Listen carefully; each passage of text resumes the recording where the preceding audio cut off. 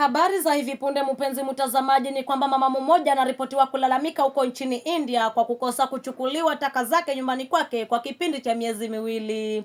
Kwani inasemekana mama huyu kila mzoa taka alienda nyumbani kwake alimudharau, alimkejeli na kumwambia maneno ya kumiza moyoni.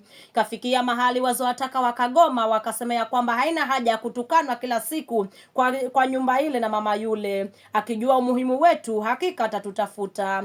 Basi wakasema ya kwamba watachukua taka zote kwa nyumba zote, lakini kwa yule mama hawataenda tena. Mama huyu alikaa wiki ya kwanza, wiki ya pili na wiki ya tatu. Taka zile zikaanza kutoa harufu kali na nyumba yake ikakosa fresh air. Hapo ndipo akaona umuhimu wa wazoa taka ni nini. Ndipo alipotamani mzoa taka angalau moja akuje, lakini haikutokea. Mama huyu ilibidi achukue taka zile aende kuzirusha mwenyewe, zikiwa zinanuka na usafi wake aliokuwa nao. Hapo ndipo alijua kila kazi anayoifanya mwenzako inastahili uiheshimu. Hakika mpenzi mtazamaji, hizo ndizo habari zinazojiri kwa sasa. Tukutane masaa ya saa 5 jioni, nitakujuza yajayo.